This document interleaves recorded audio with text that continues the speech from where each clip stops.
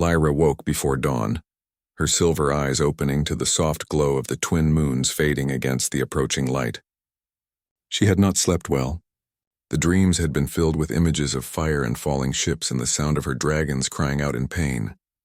Her chambers in the high tower of the Elvish palace were cool and quiet, but her mind was turbulent with worry and doubt. The broadcast had been successful. The human settlement had erupted into discussion and debate. But now the real work was beginning, and Lyra knew that the next few hours would determine whether peace could truly be built between their civilizations or whether war was inevitable. She rose from her sleeping platform and moved to the wide window that overlooked the valley below. From this height, she could see both the Elvish settlements and the human encampments. The humans had been careful to build their structures in a way that respected the natural landscape. They had not tried to dominate or control the environment as her people had feared they would. Instead, they had adapted and integrated themselves into the existing ecosystem. It was one of many things that had surprised her about them. Kes and Mira waited for her in the open courtyard outside her chambers. They had been restless through the night as well, pacing back and forth along the stone floors. When Lyra emerged, both dragons approached her with what could only be described as concern. Kes lowered his enormous head until his snout was level with her eyes, and she could see her own reflection in his deep crimson gaze. Mira wrapped her pale blue tail gently around Lyra's shoulders, a gesture of comfort and connection. The council would be meeting this morning to discuss the implications of the human broadcast. Lyra had received a summons just before dawn. The message had been terse and formal, which was unusual for her grandmother, who typically communicated with warmth and affection. This coldness worried her. Perhaps some of the council members had interpreted her meeting with Victoria as a betrayal. Perhaps they saw her actions as treason against her own people. Lyra moved through the palace corridors toward the great council chamber. Many of the younger elves watched her pass with expressions that ranged from admiration to suspicion. She was known now, not just as the ambassador, but as the one who had chosen to trust the humans when most had wanted to destroy them. This made her both respected and resented, depending on which faction one belonged to. The council chamber was a vast circular room with high ceilings carved from white stone that seemed to glow with its own internal light. The 12 council members sat in elevated chairs arranged in a circle, with the position of the eldest at the north point. Her grandmother Elowen sat in that position. Her face was ancient and lined with wisdom, but her eyes were sharp and calculating as Lyra entered.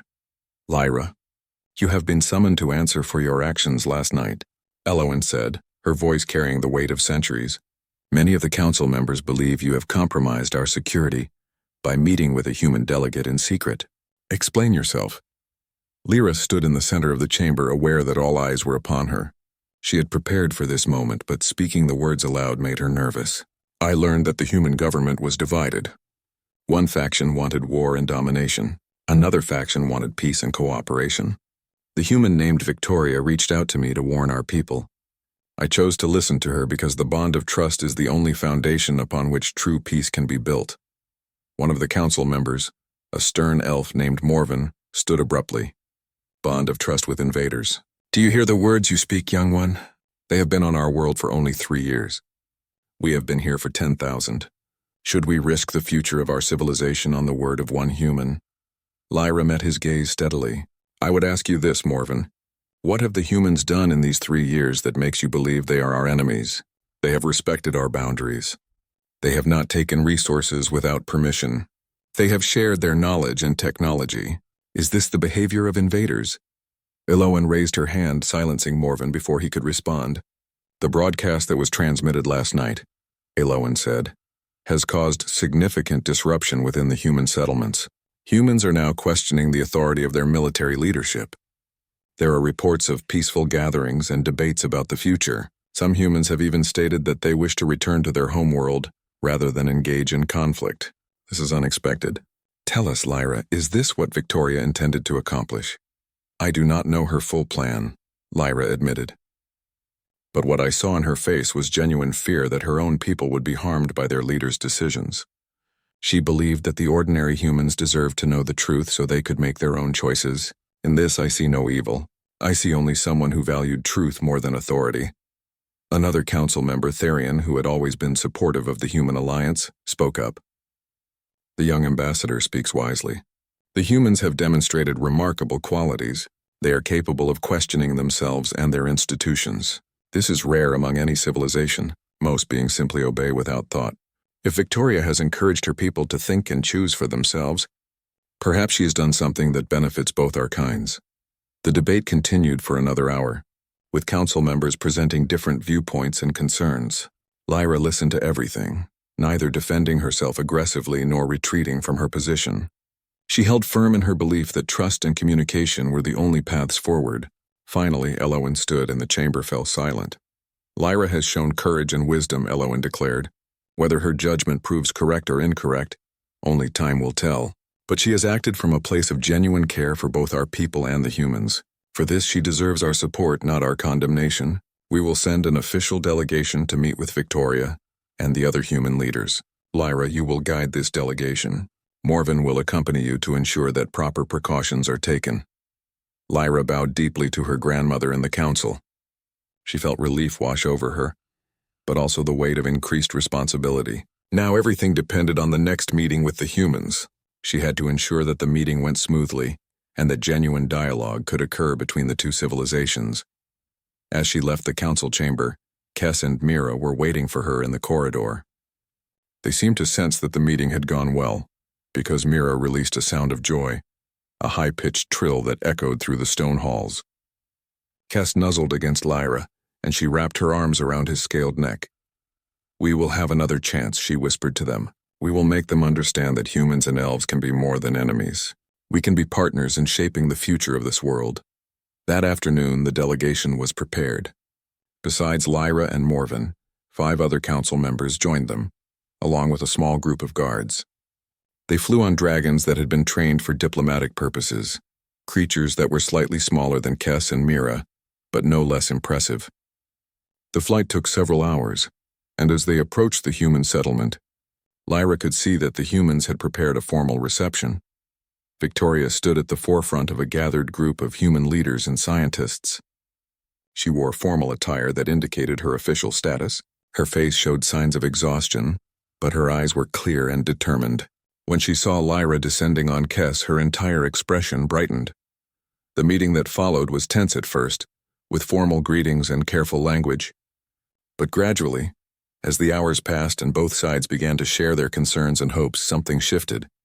Humans and elves began to see each other not as alien creatures to be feared, but as beings with similar desires for peace, prosperity, and understanding. By the end of the day, the outlines of a formal treaty were taking shape. Lyra sat with Victoria beneath the stars as the evening fell, and for the first time in weeks, she felt a genuine sense of peace. The future was still uncertain, but it was no longer dark.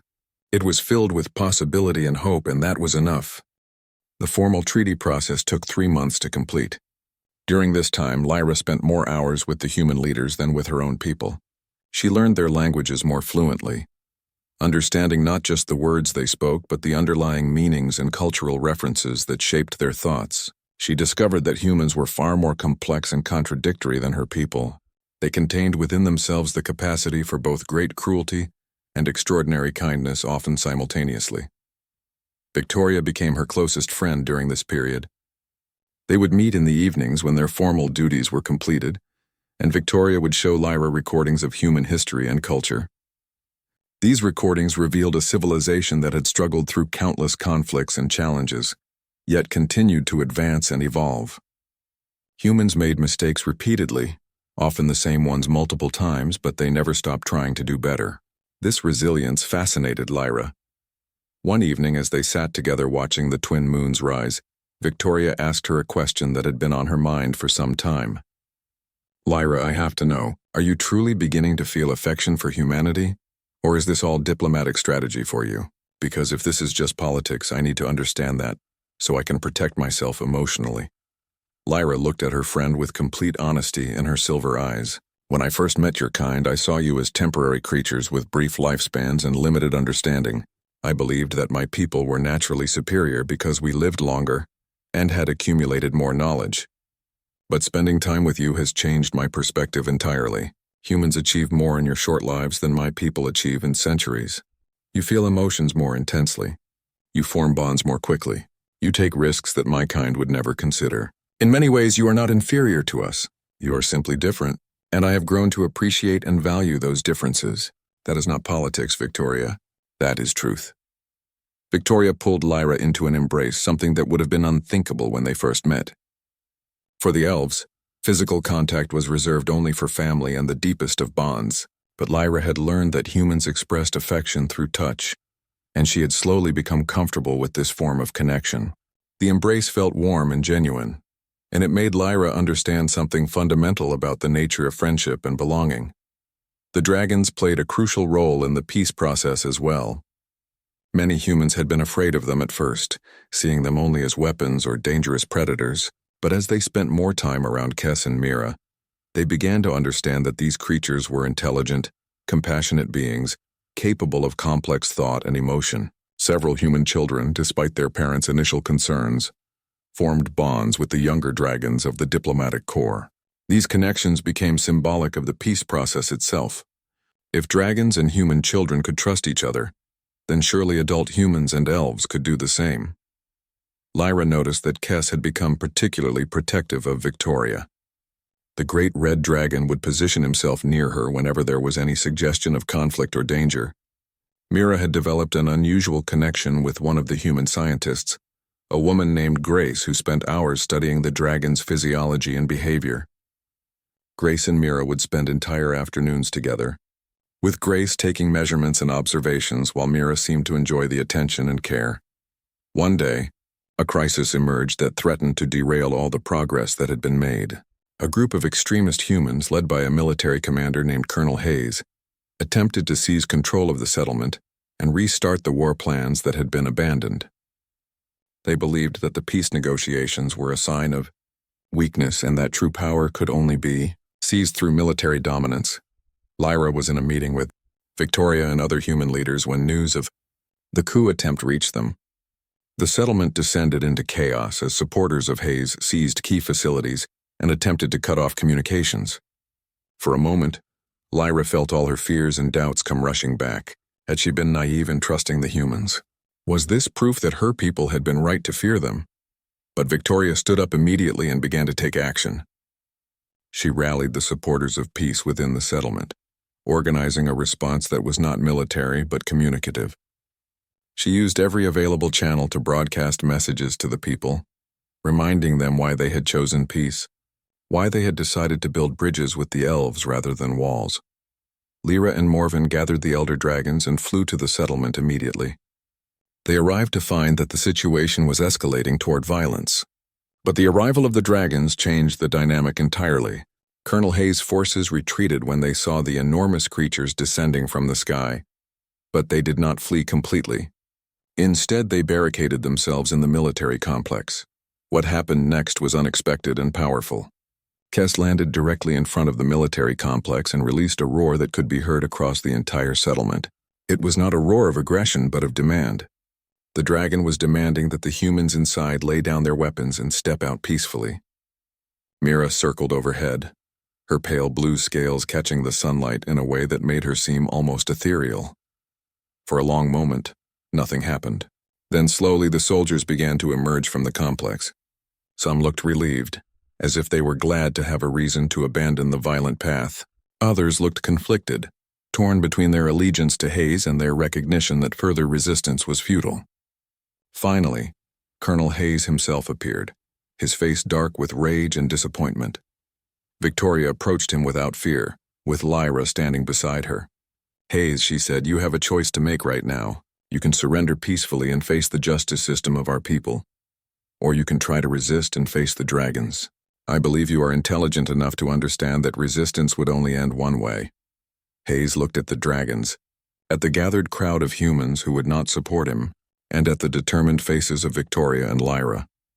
His shoulders sagged, and he slowly removed his weapon and let it fall to the ground. His followers did the same. As the soldiers were led away peacefully, Lyra realized something important. The humans had chosen peace not because they were forced to, but because they genuinely wanted it. Even in the face of a coup attempt, The majority of humans had responded by communicating and organizing peaceful resistance, rather than immediately resorting to violence.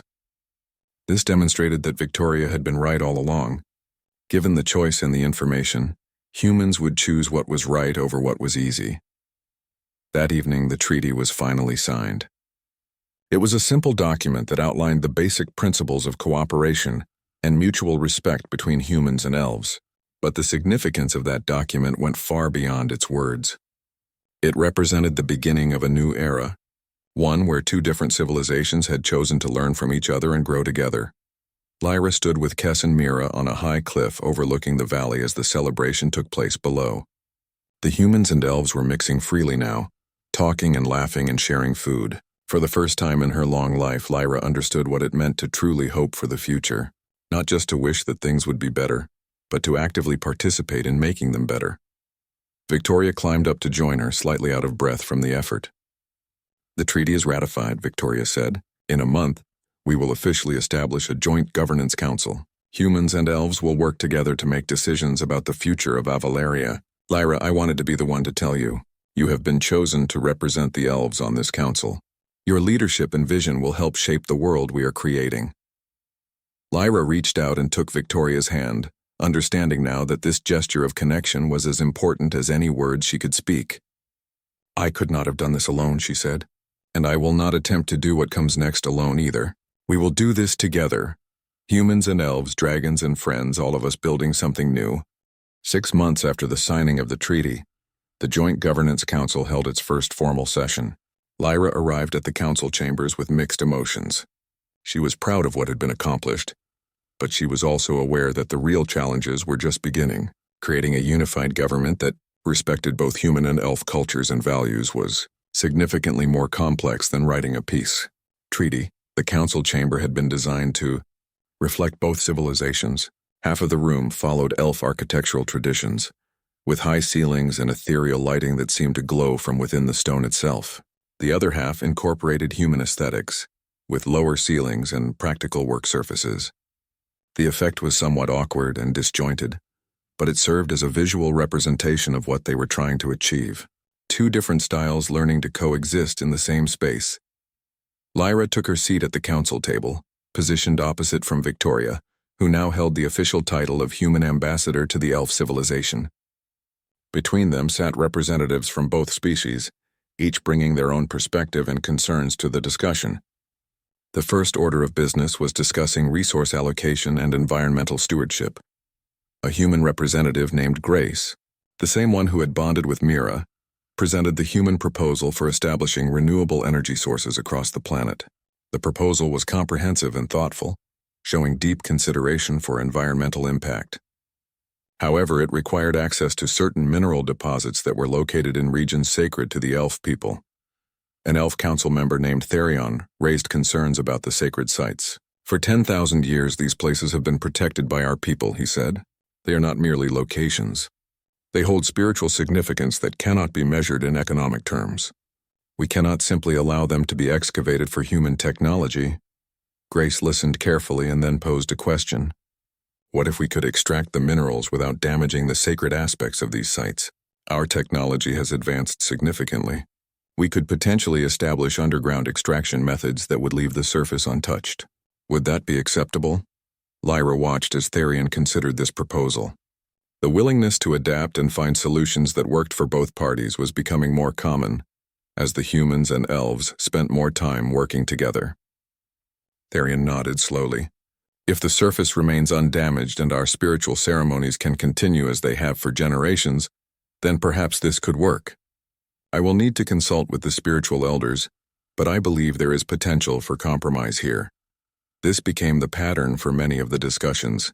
Initial positions that seemed incompatible could often be resolved through careful dialogue and creative thinking.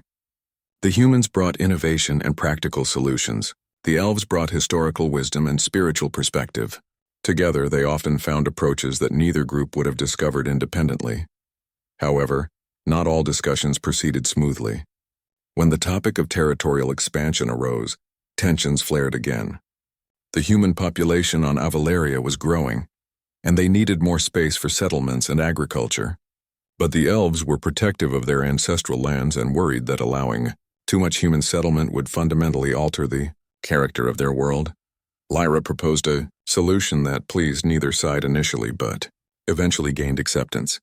She suggested establishing clearly defined zones where humans could build new settlements, with the understanding that these zones would be designed in cooperation with elf planners who would ensure that the natural landscape was respected and integrated into the human structures rather than destroyed by them. This decision required visits to the proposed settlement areas, where Lyra and other council members walked the land with human engineers and elf architects. Kess and Mira accompanied these expeditions, and the dragons seemed to enjoy the collaborative process. Mira would often stop to examine areas that might be preserved or protected, as if offering her own input on how best to proceed. One afternoon, during an expedition to the eastern plains, Lyra found herself walking alone with Victoria while Kess and Mira explored a nearby forest. Victoria had been quieter than usual, and Lyra sensed that something was troubling her. "Talk to me," Lyra said gently. "I have learned that you humans often become withdrawn when something weighs on your mind." Victoria sighed and looked out across the vast plains. "I received a message from Earth," she said. "The human government there is requesting that I provide a full report on the resources available on Avaleria. Some members of the government are pressuring the leaders here to prioritize economic gain over environmental preservation. They do not believe that the peace with the elves is worth sacrificing the wealth that could be extracted from this world." Lyra felt a chill run through her. This was exactly the kind of situation she had feared would arise eventually. The humans could always justly claim that they were simply following the orders of their home government. If Earth decided that conquest and exploitation were more important than peace, what could stop them? The balance they had worked so hard to achieve could collapse in an instant. "What will you do?" Lyra asked. "I do not know yet," Victoria admitted. "If I ignore the government's orders, I could be recalled and replaced with someone who will cooperate with their demands. But if I comply, I will be betraying everything we have built here. I will be betraying you and the peace we have worked to create. Lyra, I do not know how to navigate this situation. I do not know if it is even navigable." Lyra reached out and took Victoria's hand, a gesture that had become natural between them. She stood in silence for a long moment, thinking about everything that had happened and everything that was still to come. Then she had an idea that was both simple and revolutionary. "You do not have to choose between those options," Lyra said. "There is a third path. Tell the government the truth, but frame it in terms they will understand. Show them economic data, demonstrating that long-term cooperation and peaceful coexistence with the elves is far more profitable than military conquest and exploitation. Humans value logic and reason. Appeal to their rational self-interest." Victoria looked at her with sudden understanding. "You are right," she said. "The government does not actually care whether they profit through cooperation or conquest, as long as they profit. If we can demonstrate that peace is the more profitable path, we can align their interests with the interests of peace." The two friends worked together over the next few weeks to compile comprehensive reports showing exactly what Victoria had suggested. The data was compelling. Cooperation with the elves opened access to knowledge and technology that humans had not yet developed. Joint scientific research could advance both civilizations. Trade agreements could be mutually beneficial. The economic case for peace was actually stronger than the case for war.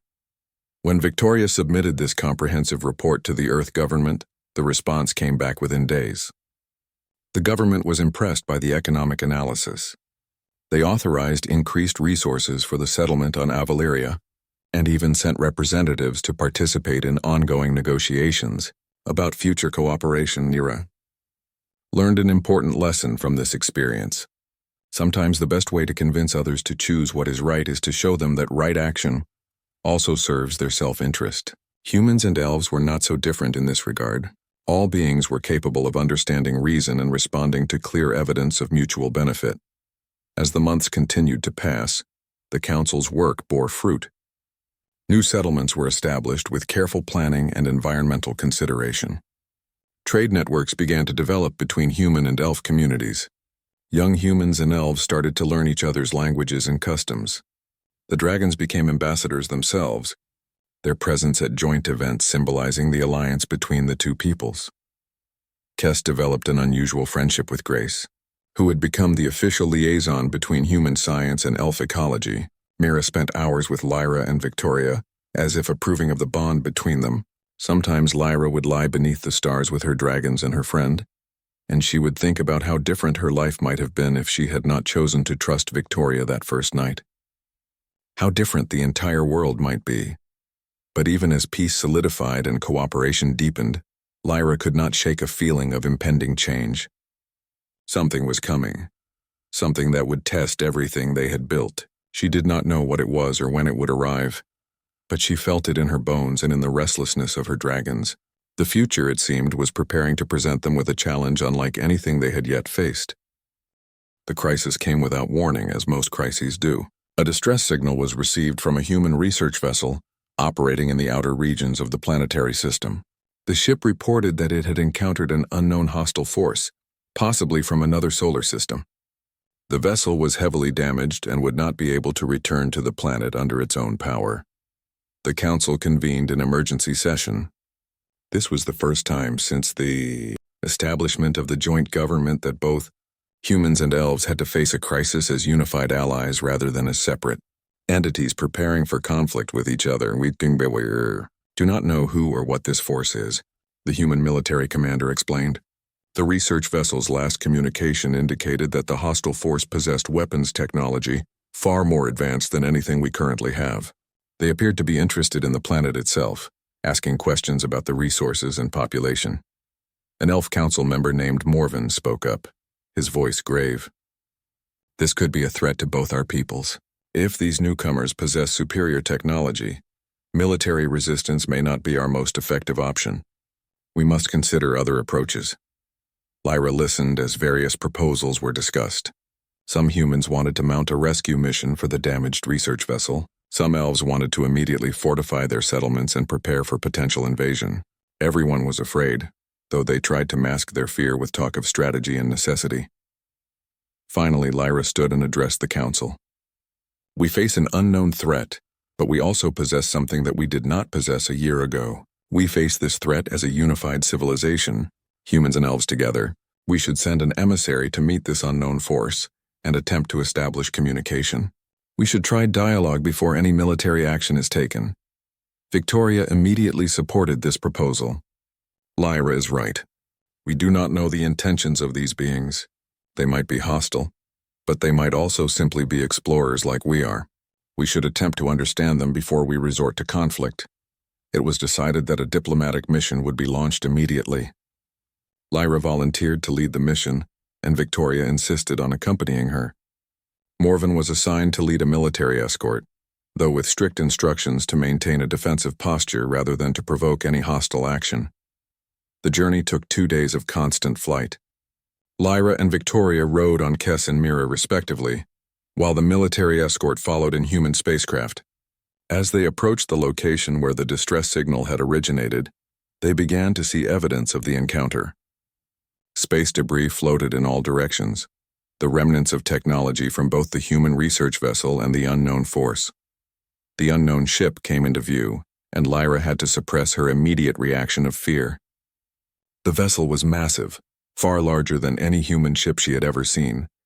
Its design was angular and aggressive, with protrusions that could only be weapon systems.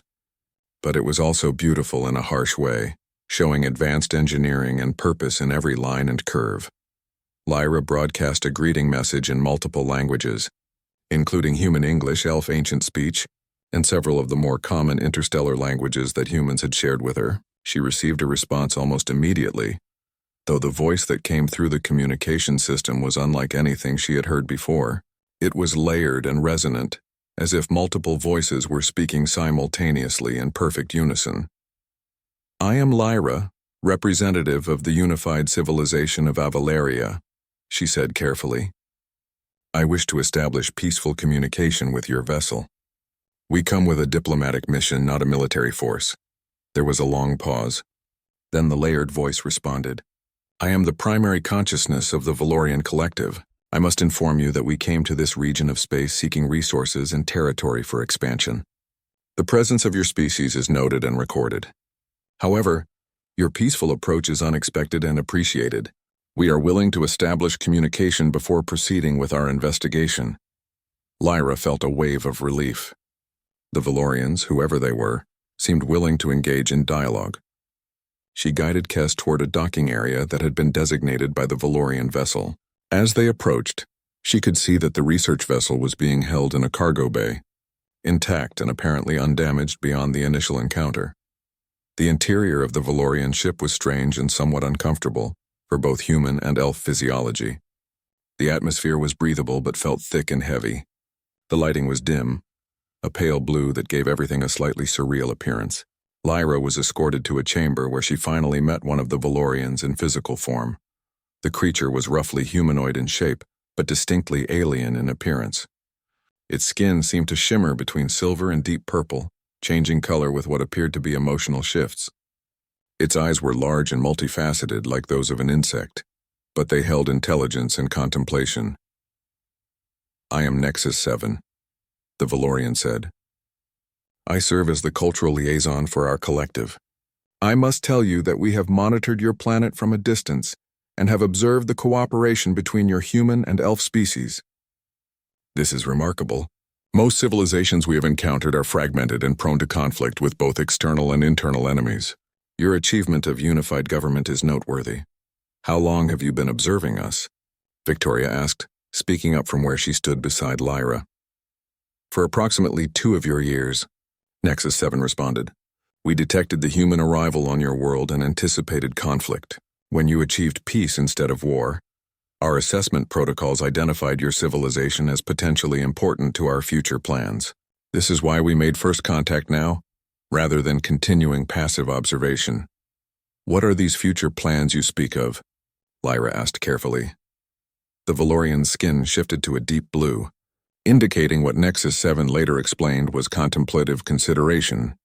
"The Valorian Collective seeks to build an alliance of civilizations. We believe that many species working together can accomplish goals that no single species can achieve. Your planet is rich in resources, but more importantly, your civilization has demonstrated the wisdom to overcome internal conflict and build cooperation. These are rare qualities. We wish to propose a formal alliance between the Valorian Collective and your unified civilization of humans and elves." The proposal was unexpected but intriguing. Lyra and Victoria exchanged glances, communicating silently through the connection that had developed between them over months of partnership. "We would need to discuss this with our full council," Lyra said. "Such a significant decision cannot be made by a diplomatic mission alone. However, I can tell you that we are interested in hearing more about what this alliance would entail." Over the next several hours, Nexus 7 outlined the Valorian proposal in detail. In exchange for joining the alliance, Avaleria would gain access to advanced technology and knowledge from the Valorian Collective and other member civilizations. In return, Avaleria would contribute its own expertise and unique resources to the collective effort. Most importantly, Lyra learned that the Valorians were not interested in conquest or domination. Their previous encounters with hostile civilizations had led them to conclude that cooperation was always preferable to conflict. They were building an empire of choice rather than an empire of force. By the time Lyra and Victoria prepared to return to Avaleria, they had established the framework for ongoing negotiations. The Valorians agreed to release the human research vessel and to establish a permanent diplomatic presence on the planet. Nexus 7 even requested that one of the Valorians be allowed to reside on Avaleria to facilitate cultural exchange and understanding. Kes and Mira seemed fascinated by the Valorian ship, and by Nexus 7 in particular. The aliens' color-shifting skin reminded them of something beautiful and complex, and they spent considerable time near the alien, allowing Nexus 7 to observe them with the kind of scientific curiosity that characterized the Valorian approach to new experiences. As they flew back toward Avaleria, Victoria voiced the concern that was on both their minds. "This could either be the best thing that ever happened to us or the worst," she said. "We have just agreed to entangle our civilization with a far more advanced species. We have given up some degree of independence, but we have also gained allies," Lyra responded. "And we have proven that we are a species worth allying with. We chose cooperation over conflict when we could have chosen otherwise. The Valorians respect that choice. I believe this alliance can benefit all of us." As they descended through the atmosphere and the familiar landscape of Avalaria came into view, Lyra reflected on how much had changed in just over a year. From fear and suspicion to peace, from peace to genuine cooperation, and now, from isolation to connection with a wider galaxy full of possibilities and potential allies. The future was uncertain, but it was no longer frightening. It was simply unknown, and that was acceptable to her. 1 year after the first contact with the Valorian collective, Avalaria had transformed into a hub of interstellar cooperation and exchange. The planet now hosted not just humans and elves, but also Valorians, and members of several other species that had joined the alliance. The landscape around the settlements had expanded significantly, but careful planning had ensured that the natural environment remained relatively intact and respected. Lyra stood on the highest point of the elf city, looking down at the vast sprawl of the mixed civilization that had developed below. She could see human buildings standing alongside elf structures. She could see the distinctive silver domes that the Valorians had constructed for their habitats. She could see parks and gardens where children of different species played together under the watchful eyes of both traditional guardians and Valorian observers. Kes and Mira rested nearby, their scales catching the light of the twin moons as they had done countless times before. But now they were no longer alone. A young Valorian companion named Iris frequently accompanied them. Iris was significantly smaller than Lyra's dragons, but possessed her own unique beauty, with skin that seemed to contain entire galaxies within its color-shifting surface. The three creatures had developed an unusual but genuine friendship. Victoria approached from behind, as she often did these days. They spent almost every evening together in this place, watching the world transform and discussing the ongoing challenges and triumphs of building an integrated civilization. Lyra, we have received a formal communication from the Council of Advanced Civilizations on the other side of the galaxy, Victoria said. They have heard of your work in establishing peaceful cooperation between multiple species. They are requesting that you and I participate in a summit to share our methods with other developing civilizations. Lyra turned to look at her friend. They had been through so much together in such a short time. What had begun as suspicious negotiation had become a genuine partnership. What had begun as political necessity had become personal bonds of trust and affection. What do you think we should do? Lyra asked. I think we should go, Victoria said firmly. I think we should tell the entire galaxy what we have learned. That peace is possible. That cooperation can be more profitable and more rewarding than conflict. That when you give different species the chance to understand each other, they often choose to work together rather than fight. Lyra, we have something to teach, and I believe it is important that we teach it. The summit was to be held in neutral space, on a station maintained by one of the older, more established civilizations. Lyra and Victoria would travel there with representatives from other species that had joined their alliance, including Nexus 7, who had become a close friend and trusted advisor. The night before their departure, Lyra held a final gathering in her chambers. Morven came along with other members of the Elf Council. Humans from across Avalaria's settlements attended. Several Valorians and members of other allied species also gathered. The event was not formal or official, but rather a simple gathering of beings who had come to care for each other and appreciate each other's presence. Therion, the council member who had initially been skeptical of human cooperation, approached Lyra with genuine warmth in his ancient eyes. I was wrong about many things, he said simply. I am glad that you chose to listen to your heart rather than to my counsel of fear.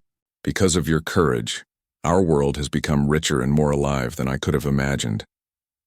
Grace approached with Mira, and the blue dragon made a sound of pure joy when she saw Lyra. The bond between dragons and humans had become another symbol of the peace that they had all built together. As the evening progressed, Lyra found herself reflecting on the journey that had brought her to this moment. Less than 2 years ago, she had been the youngest council member, the one who had dared to suggest that humans could be trusted. She had been mocked and questioned. She had been accused of treason and naivety, but she had held firm to her belief that understanding was possible. That communication could overcome suspicion. That when beings took time to really see each other, they often discovered that they were not so different after all. They all wanted safety for their families. They all wanted prosperity and the opportunity to flourish. They all wanted to be understood and appreciated for who they were. The journey to the summit took several weeks. Lyra and Victoria traveled in a specially designed vessel, that could accommodate the various environmental needs of multiple species. They spent the long hours of the journey preparing their presentation, compiling data and stories that illustrated the principles they had used to build peace on Avalaria. When they finally arrived at the council station, they discovered that thousands of representatives from hundreds of different civilizations had gathered to hear about their experiences. The interest was overwhelming. Everyone wanted to know how a planet on the edge of two species at war had transformed into a beacon of cooperation. Lyra stood before the vast assembly and shared her story. She spoke of her initial fear and skepticism. She spoke of the moment when she decided to trust Victoria. She spoke of the challenges and setbacks along the way. She spoke of the small moments of connection that eventually led to fundamental transformation. Most importantly, she spoke about the principle that had guided her throughout all of this. She emphasized that genuine peace could only be built on understanding, that each species had something unique and valuable to contribute. That diversity was not a threat but a tremendous strength. Victoria followed Lyra with her own perspective. She spoke about how humans had benefited from learning elf perspectives on environmental stewardship and long-term planning. She spoke about how Valorian technology had helped both humans and elves solve problems that neither could have solved alone. She spoke about how cooperation multiplied their collective strength in ways that individual effort never could. The presentation lasted several hours, but when it was complete, the entire assembly stood and offered applause in multiple forms. The Valorians flickered their skin colors in rapid succession, a sign of great respect and appreciation. The humans cheered loudly. The elves maintained their traditional silence, but their eyes showed genuine emotion and acceptance. In the days that followed, Lyra and Victoria met with delegations from dozens of different civilizations. Many of them were facing their own conflicts and struggles with integration. Many of them wanted guidance on how to establish peaceful cooperation between different groups. Lyra found that the most important advice she could offer was simple. Start by seeing the other group as individuals rather than as a single entity. Look for people willing to reach out and engage in dialogue, even when it is risky and uncertain. Find points of common ground and build from there. Never stop trying, even when failure seems inevitable. The summit lasted for 2 weeks. By the end of it, Lyra and Victoria had established formal partnerships with several other developing civilizations. They had committed to sharing their experiences and methods for building peaceful cooperation. They had become ambassadors not just for their own world, but for the principle that peaceful coexistence was always possible if beings were willing to try. When they finally returned to Avalaria, they found that the planet had continued to thrive in their absence. The joint councils had continued their work. The cities had continued to grow and evolve. The children of different species continued to play together and learn from each other. Lyra stood once more on her high point overlooking the world, with Victoria beside her and her dragons nearby. Iris had grown significantly during their journey and was now a fully adult Valorian, majestic and beautiful in her own right. "We have built something extraordinary," Victoria said softly. "We have," Lyra agreed. "But the work is not complete. We must continue to maintain what we have created. We must continue to reach out and build bridges with other civilizations. We must continue to prove that the galaxy can be a place of cooperation and understanding, rather than conflict and conquest." As the twin moons rose together over the transformed world of Avalaria, Lyra felt a profound sense of peace and purpose. The future was still uncertain, and there would be challenges ahead. But she was no longer afraid of that uncertainty. She knew that with her friends beside her, with her dragons as symbols of trust and connection, and with the principles of understanding and cooperation guiding her path, she could face anything that came. The story of Avalaria was not an ending, but a beginning. It was the beginning of a new era of cooperation across species and worlds. It was the beginning of a future where peace was not an exception but a principle, and it was a story that would inspire countless other beings across the galaxy to reach out and attempt the same kind of transformation in their own worlds. Lyra reached out and took Victoria's hand, a gesture that had become their tradition, their symbol of partnership and friendship. And as they stood together watching the stars, both of them knew that they had accomplished something far greater than they had ever imagined possible. They had not just saved their world. They had changed the trajectory of an entire corner of the galaxy toward a future of hope and understanding.